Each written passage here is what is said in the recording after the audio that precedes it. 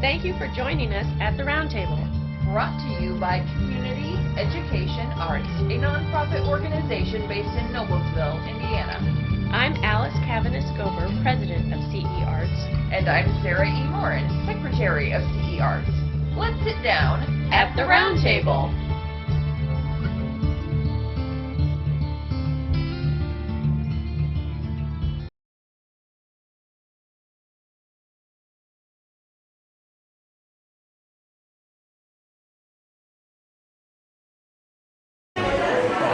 Welcome back, everybody. Welcome back.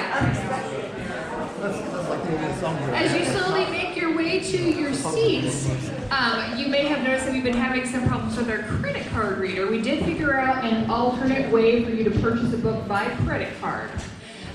My husband Spike back there, he has pulled up the CEA Arts website, and so we can enter your credit card information manually, do it as a donation, but you will receive your book tonight. So any of you who would like to pay that way, afterwards we will be around to assist you with that. And if you're more comfortable typing in your own numbers, that's absolutely fine. Alice, are you ready to proceed? I'm ready when you're ready. All right. We would like to kick off our second act with George W. Wolfe reading The First Dawn.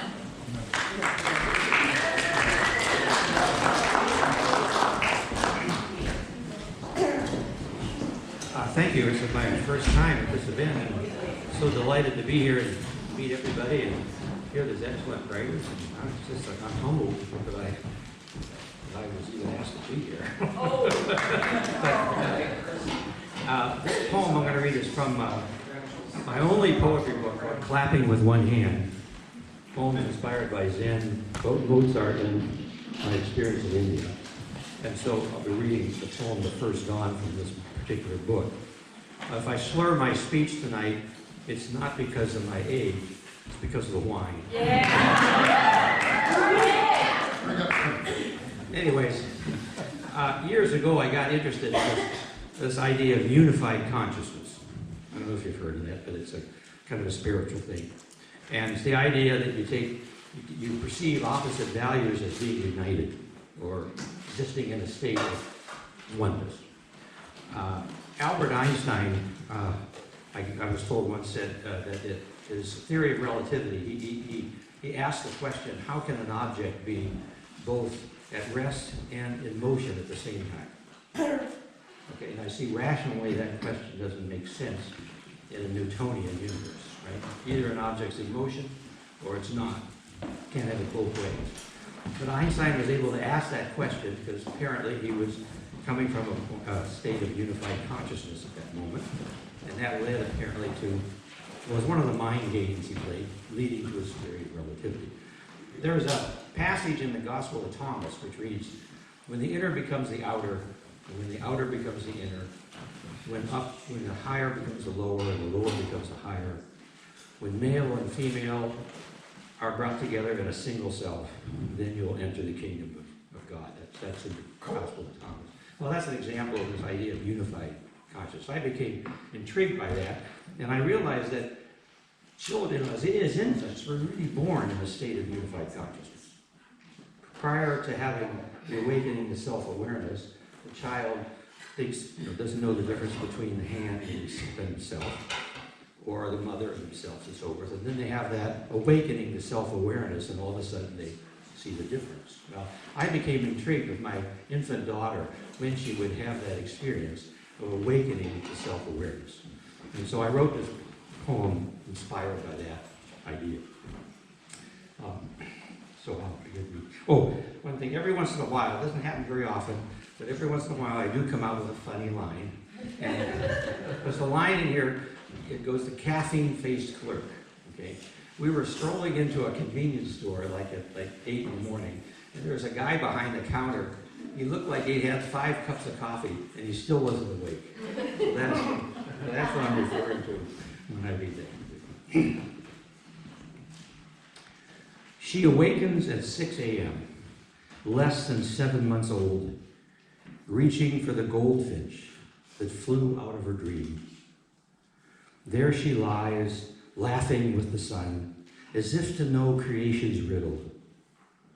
She never feels funny about clapping with one hand. We stroll to the convenience store where her smile is heard above the radio.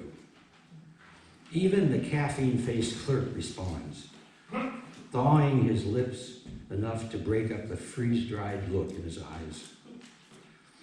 Life is simple now. No shoes to tie, no teeth to brush, no sins to repent, no dualities to wrestle. Day and night are but theaters for different dreams, personal identity, and eternal and enduring myth. I am everything, she exclaims with featherweight eyes. But today, something changed. Now she looks, still smiles, but sees the distance between us.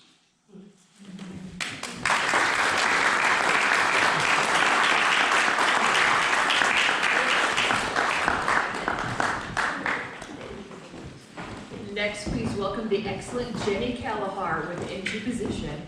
Jenny's one of our special award winners. Woo!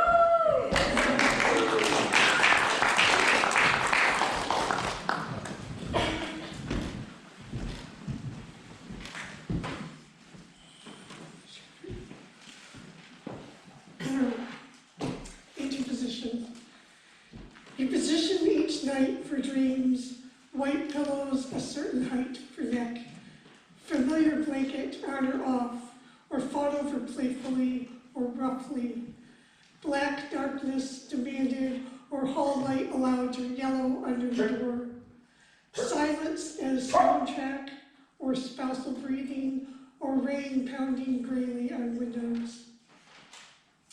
You position a habit, a custom, a prayer, and weight on your back or stomach or side, nude or pajamaed or gowned, holding a hand or letting your arms relax into their usual poses.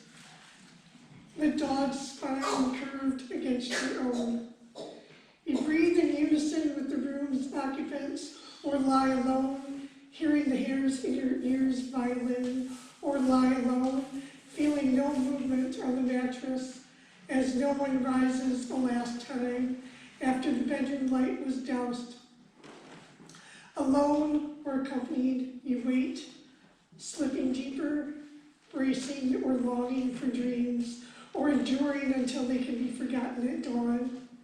Smiling at the still sleeping dog sharing your pillow, or at kind eyes just opening nearby, or frowning at nothing and no one. You leave the warmth behind, adjusting blood flow, cold feet hanging over an edge, remembering a wave of obligations, remembering what is real, fading dreams detangling through the colorless comb you inherited,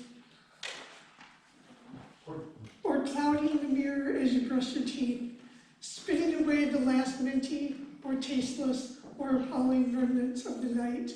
You inhale wakefulness, positioning for the day to come.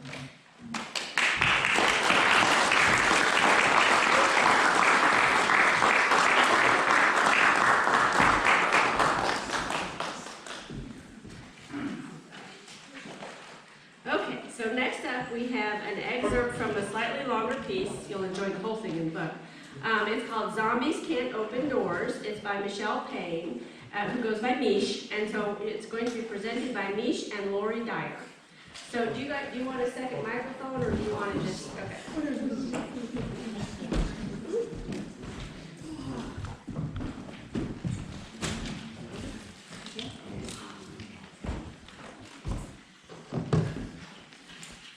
I am a coffee addict, a night owl, and a word nerd. But as the lifelong word nerd that I am, I have to say I'm quite proud when I see shades of the same within my two children, whom I call the precious pair. Nothing has stirred this pride in me more than a recent car conversation with my youngest. My 10-year-old's analogy was a true original, and ever since she mentioned it, I can't stop thinking about it. Well, you know how zombies can't open doors. She asked me this matter-of-factly, as if everyone should know it already. No, I guess I never realized that. But it makes sense. Their arms aren't really functional since they're dried up and dead, right? Right, so think about it all. All of us are zombies when it comes to someone else's heart. Okay, how do you mean? We are all zombies because we can't open the door to anyone's heart, unless it's our very own heart door to open. The zombies are my family and friends. They can lean and push against the door to my heart, but only I can decide to let them in. Mind blown. Wow, I guess you're right. That's a pretty fantastic analogy. Yes, and happy people let the zombies in. Unhappy people have a harder time letting them in, which is a little sad. I agree. I'm glad that people like you and me let a lot of people, I mean zombies, into our hearts. Me too, Mama. This recent exchange has led me to think deeply about the past year of my life and several different doors I've been leaning on and pushing on, like a zombie. Personal relationships, career challenges, legal struggles, and real estate transactions all included. The past 10 months have beaten me up on many days, but as in the analogy, a zombie doesn't feel pain. Maybe that's why I keep pushing on some impossible to open doors so hard. I'm not allowing myself to feel the pain. That is, until one of the doorkeepers opens their door a tiny crack to say, "This one is not going to open for you, so why make a fool of yourself trying?" Then reality sets in. I'm not a zombie after all. I'm a living, breathing, feeling, flawed, and yes, sometimes foolish human being. And I've encountered my fair share of door slamming lately. What do I mean? People whom I wish would heal, who aren't ready to heal. Promotions I've gone for that I'm not going to get. Employees I want to hire with no budget to do so. The quiet cubicle I need that's still 1 year away in the blueprint. The price I ask for my house that no one is willing to pay. My moving date that keeps moving. A clear view of my future that appears only as a fogged mirror. Wow, that's quite a list.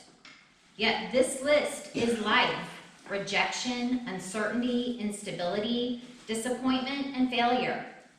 Sometimes we zombies need to take a step away from the locked doors to find different ones. Look for glass doors you can see into, screen doors you can feel the morning breeze through, colorful painted doors that welcome you, automated doors with that silver button on the wall. Even a zombie can lean against that button and open that door. Find your doors, the ones that are meant and made just for you, the ones that joyfully fly open when they see you coming. These deep thoughts were sponsored by my daughter, the little analogy genius. I will encourage her to keep up with her word nerding along with her number nerding. In fact, I hope she keeps on nerding in general because we're going to need her and all the other young smart ones when the real zombies invade Noblesville.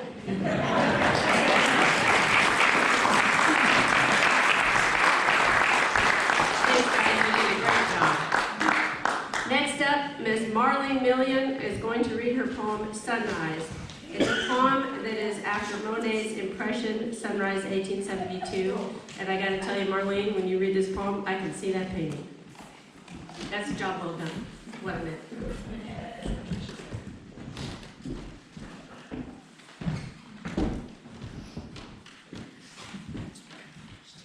Sunrise.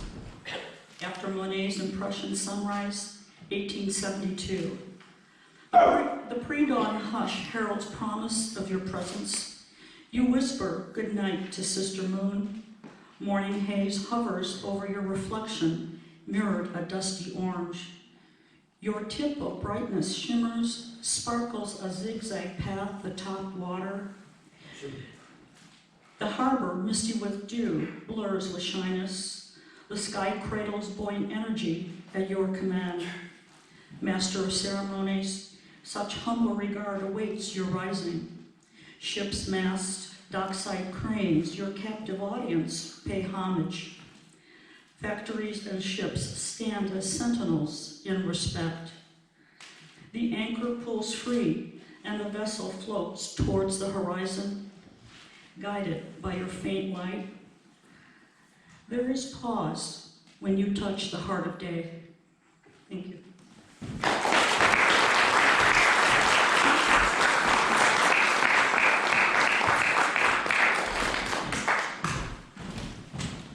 All right, please welcome Chuck Kellum, who will be reading an untitled haiku.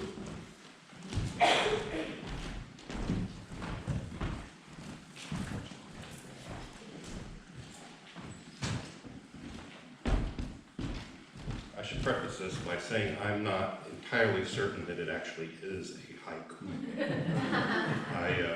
About a year and a half ago, I got involved online with some people who have been discussing, exploring, learning a little bit about haiku experimenting, and we decided early on that there were too many rules that were ambiguous about haiku, and so I've accumulated about 50 little poems in this style that I'm planning to make a book called Not All Haiku Is.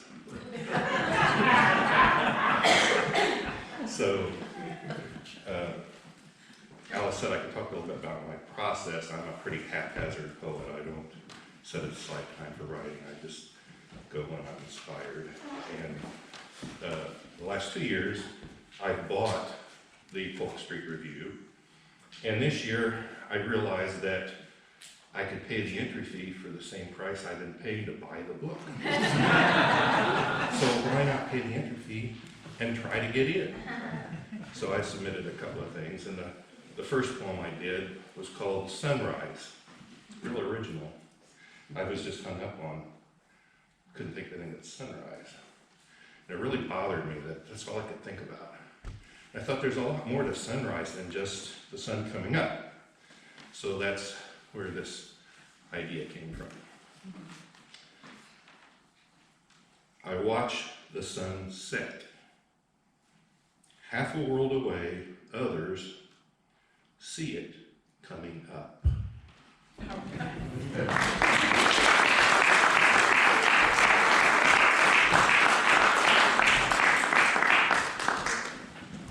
And next, December Sunrise, Noblesville by Laurie Kate's Hand.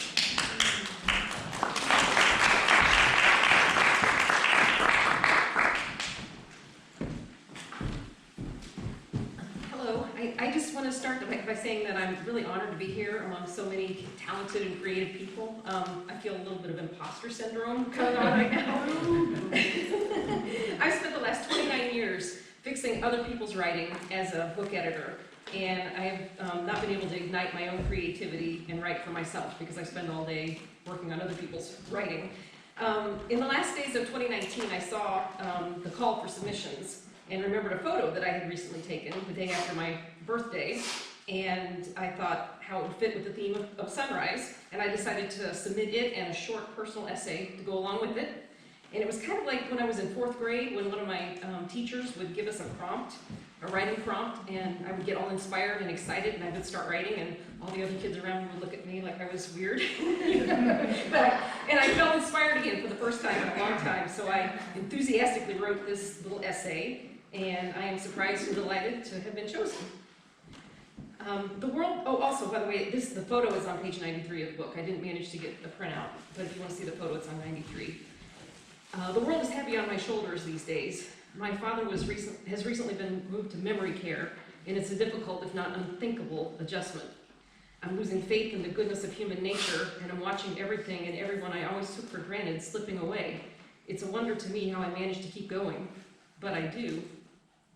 The morning after my birthday, I rose before dawn, showered, dressed, and went downstairs to the kitchen to wait for my daughter to be ready for me to drive her to the high school on my way to work.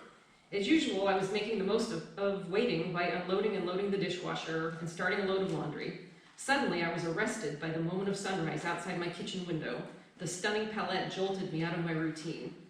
I shrugged into my down jacket, slipped on my shoes, and hurried out to the frosty backyard to catch this shot on my phone. Taking time to be present in that moment recharged me enough to take on another day.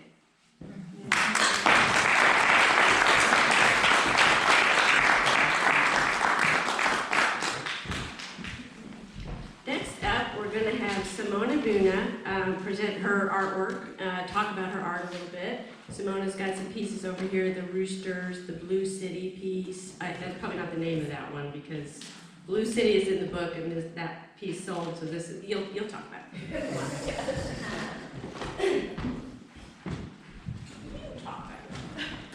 This one, That's the hard part. talk. This is the one that's in the book. The little rooster is the one that's in the book, and I just think it's fabulous. How I say, this is the hardest part for me to talk because of my accent.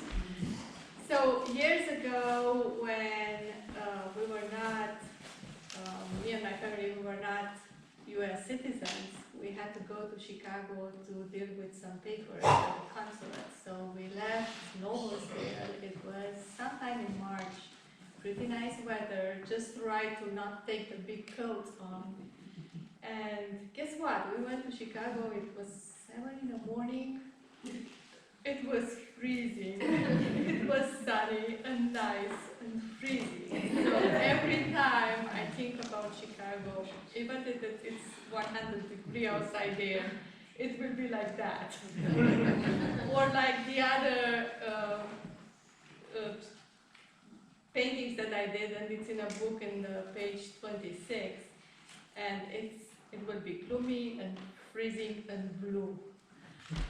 So that one over there, I forgot. that one, so in Romania, we had really nice flowers in the gardens, almost everywhere in the countryside.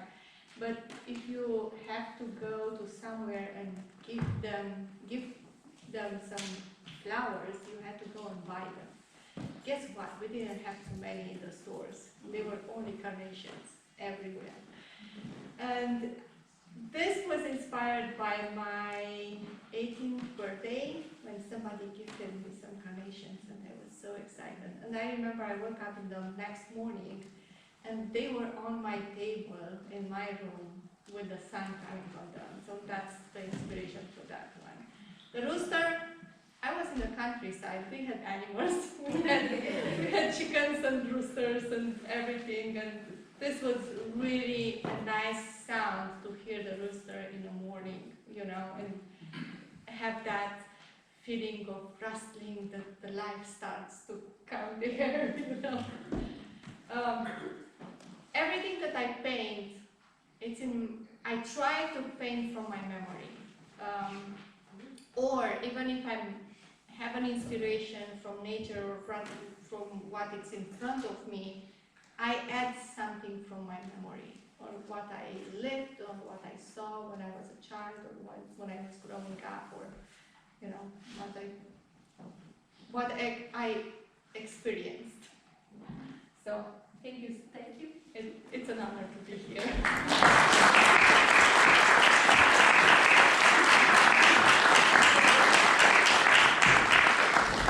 These artists who can just wing it and talk about stuff. Oh my goodness. Okay. Next up, Gene Roberts is going to, I believe, a cappella style, with a shake, sing the song lyrics that she submitted called Old Wives and Old Husbands. So Gene, come on up. Sure. I think. Actually, I'm not sure. Maybe I can stay on mic. Well, this is just a little portrait study of some older couples that I've been observing. And as our whole population is aging, we see them around us all the time. So, and this is a little shaker my husband made for me to accompany myself. Old wives and old husbands, and old women and old men, we've been together for a lifetime, be together till the end, but she's afraid to be without him, at the end of life alone. So even though it's ragged, that's why we go on and on. 2, 3, 4. You know he always leaves the cap off, so she always spills the juice. His nose and ears keep getting longer, but he hears and smells much worse. And if he's a glass of water, well then she's a glass of wine. Like a rose bush with the flowers gone, but the thorns still on the vine. Grumpy and frumpy, they arrive together. Here come Toad and Frog, they're ratting shrew. And if he's an old pine bench, then she's an old wing chair. It's not fair how we see you, as old wives and old husbands, and old women and old men. We've been together for a lifetime, be together till the end. We'll repeat.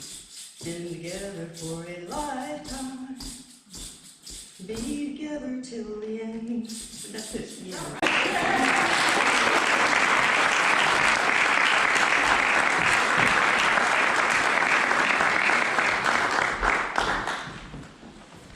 Oh, that was delightful.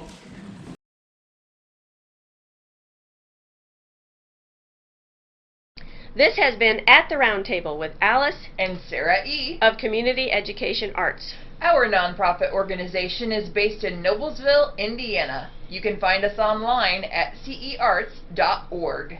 This activity made possible in part with support from the Indiana Arts Commission and the National Endowment for the Arts, a federal agency. We'd like to thank James Weston for writing our intro music and for his technical savvy. Join us next time At the Round Table.